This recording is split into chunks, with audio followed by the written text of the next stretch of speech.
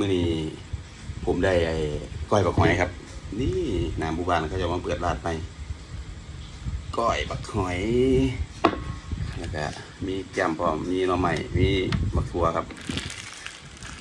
ถึงเขาฝึกเรื่องงานครับนำมันใจก่อน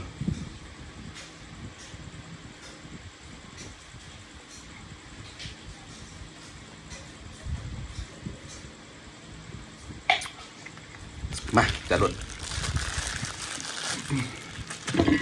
ถึงกับเยี่ยมเลยบริกินโดนแล้วก้อยบักหอย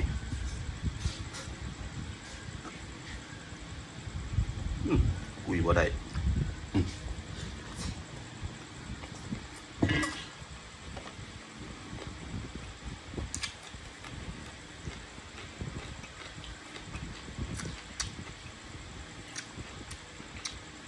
ในการครับจัด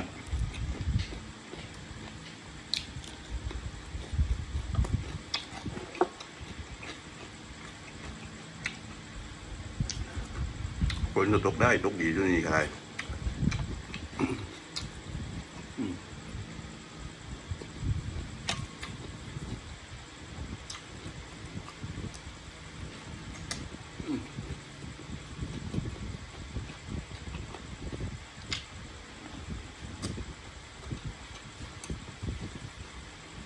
หน่อยหวาน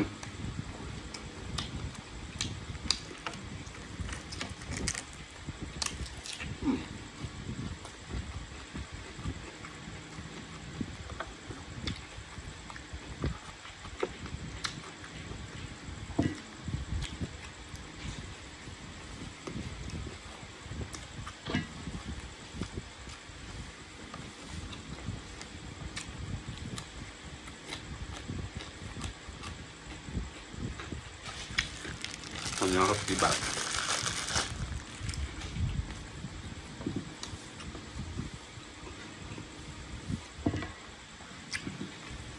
มันโดนเลือกิน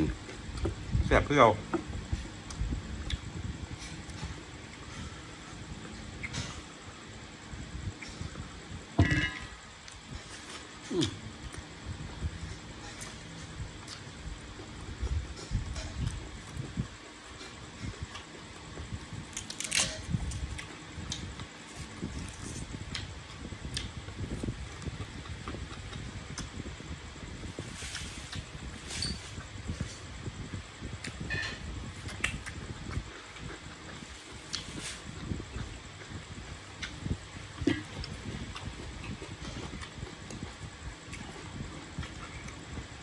ต้มหวานดีครับ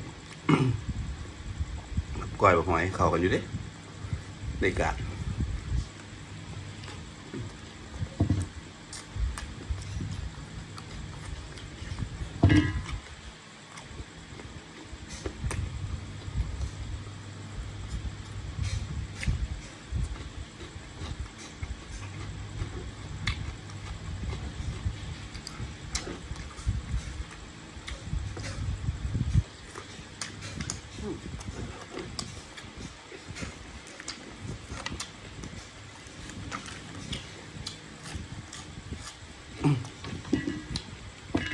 แซ่บครับเอาละ